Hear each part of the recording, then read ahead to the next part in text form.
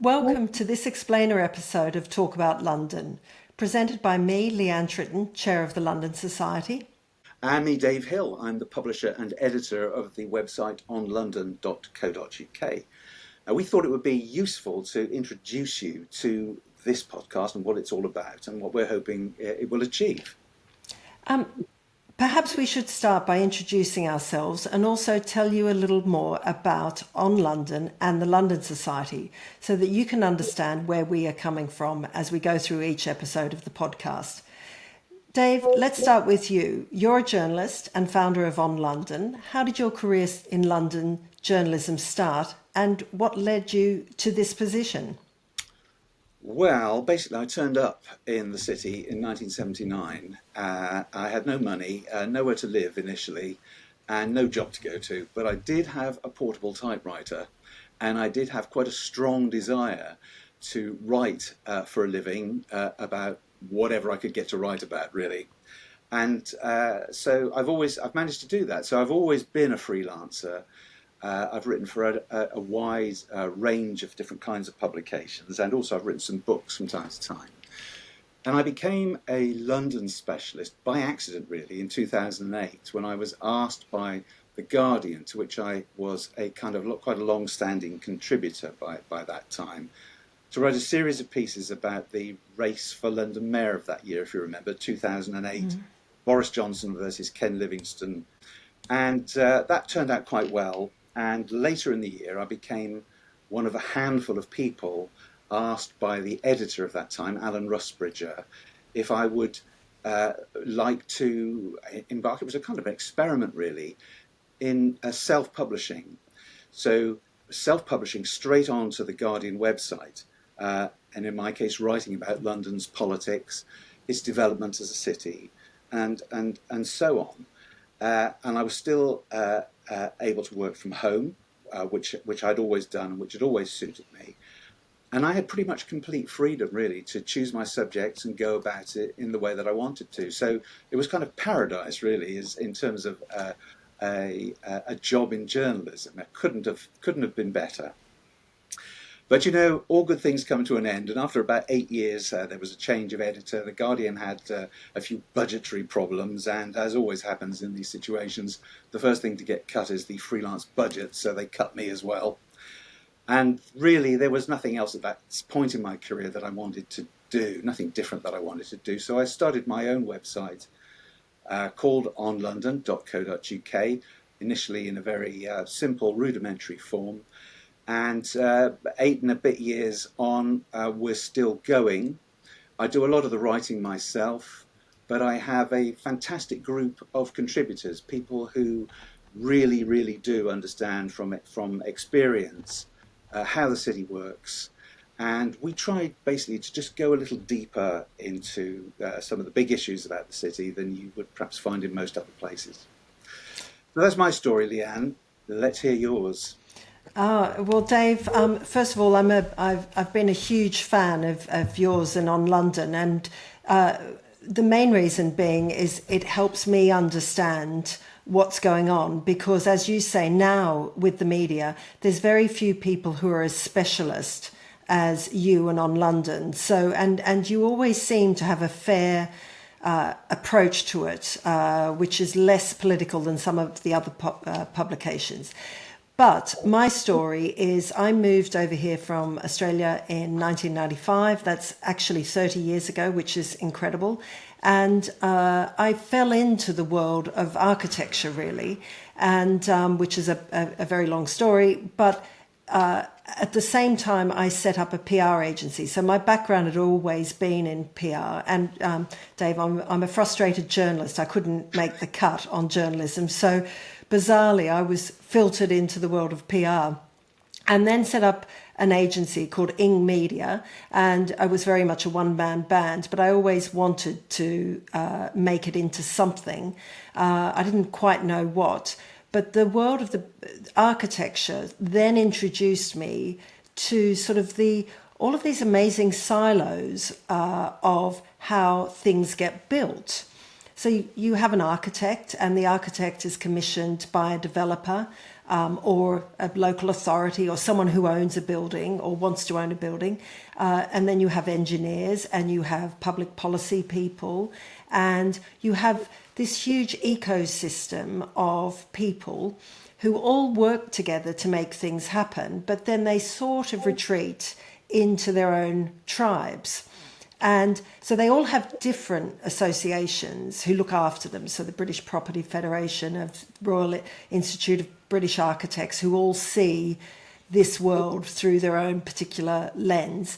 And at Ing, what we tried to do is really cover off this ecosystem. Now, the name of the ecosystem is really unsexy. We call it the built environment, and which is incredibly off-putting for lots of people. If, you know, when I say, what do I work in? I work in the built environment. It doesn't sound great, does it? But in fact, it affects every single part of our lives. There's not a single thing that you do in your day that is not affected by our sector. So if you go to a hospital, a doctor's surgery, you get on the tube, you get on a bus, someone has thought about the bus routes and how that integrates with cycle lanes and how that integrates with pedestrians. So I find this sector completely interesting. Anyway, long story short, after 25 years of running Ing, I was very fortunate where we were able to transition to employee ownership, and then I stepped away, and I don't have a proper job except learning about London. And so I think for me, then getting involved with the London Society was a way of really getting under the skin of why things work the way they do or why they don't work the way they do. And I think we're all at this sort of critical juncture in London's history, aren't we, where we're trying to figure out what on earth is going on. And there are some very, very good things and obviously some things that are not working so well. So for me, trying to understand the built environment actually helps me understand everything else that's happening: crime, policing, environment, sport, culture, all of those things. Yeah, absolutely. I think that's absolutely right. I mean, the way all these things fit together, how they all interact and depend on each other is complicated and absolutely enthralling. So I guess that's one of the things we're trying to sort of bring clarity to. Would you agree? Yes, and when we came up with this, it was actually you, Dave, who were the inspiration for this podcast, because one of my frustrations when I've worked on the PR side of things is obviously when you go and perhaps do a consultation or you're talking to local people, our sector has been very poor at selling their story in a long-term way. So by the time someone meets someone from the development industry, most of the time the decision to build on that site has already been made, you know, with things like local plans, or we're talking about London plans, those sorts of things.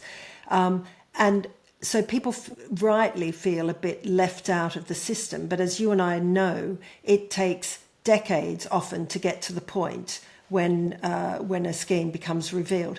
And when you wrote your fantastic book about the London Olympics, what that did for me, it was the first time I'd read a detailed history of actually how a site is first conceived, and then all the machinations and all the ups and downs to get it to that final moment of actually delivering, you know, the Olympics and the Olympic site. And I can remember saying to you, if only we could turn this into some sort of podcast. And of course, then you created that wonderful program on the BBC, which was fronted by Gabby Logan. And then that led us to the London Explained podcast, which is the long-form documentary program. Yeah. So it's very nice of you to be so kind about the book I wrote about the Olympic Park. I couldn't get the publishing world interested in it at all, so I did it myself. And it is the ultimate London regeneration project. So I learned a great deal from writing that book.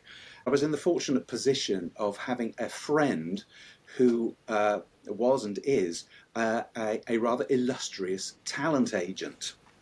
And he said, I'm fed up that this isn't getting more attention. I'm going to get someone at the BBC to commission a radio program about it. Watch me do it. And lo and behold, he did. He's someone who was able to get the ear of the top brass at the BBC, who it appeared were going to let this 10th anniversary of this enormous national event just sort of go past unremarked. I ended up working with a BBC radio producer and sometimes presenter as well, Andrew McGibbon. As you mentioned, the show was presented by Gabby Logan, but I did all the interviews and wrote the script. It all worked out very nicely. So it seemed like a good idea to try and do the same kind of programme for the London Society. And it was so the idea would be that both in terms of editorial and production standards, these shows would be as good as anything you would hear on BBC Radio 4 in their documentary slots. It was a question then of finding suitable funders who would, very, very important this, leave us, the London Society, as the London Society, with full editorial control, so that it kind of it passed muster as a piece of audio journalism. And we've done a series of those, and I think they've gone really well. I've thoroughly enjoyed making them.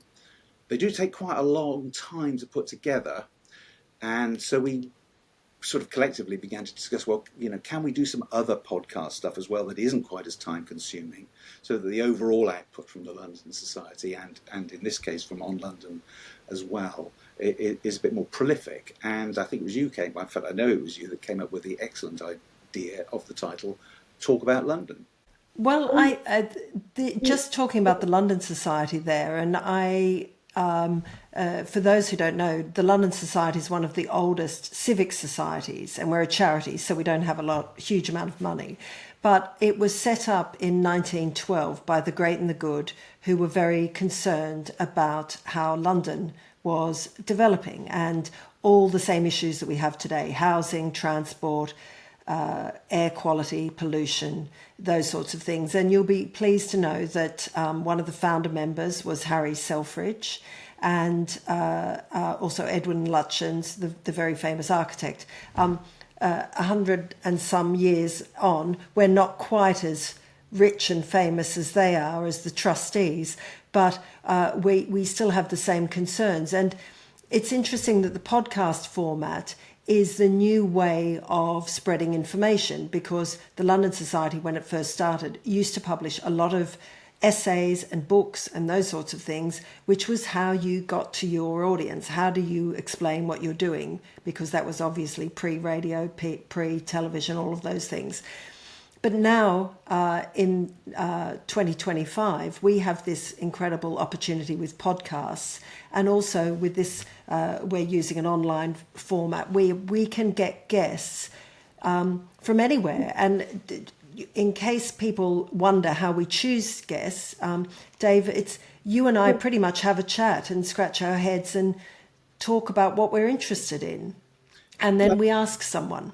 Yeah, I mean, we're looking for guests who can who've got some power and influence in the way the city is evolving, perhaps involved in particular projects, and who can articulate it well for an intelligent and inquiring audience. Somebody who can sort of bridge the gap between the world of the specialists and the world of the ordinary viewer or listener who wants to understand and learn a bit more about how their city works.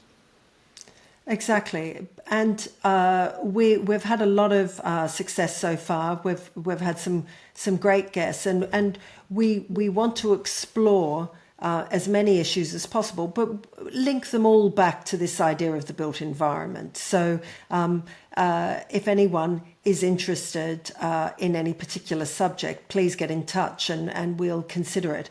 But we aim to be nimble and certainly be able to translate, as we've said before. Sometimes people, when they're in a role of their professional life, we talk in a different language, don't we? We want to talk to the person on the street, so that the average person can understand what on earth is going on. Absolutely. Good, plain English at all times. I think that pretty much sums up what we're trying to achieve with Talk About London, running alongside the London Explained series. And we look forward to a string of outstanding guests.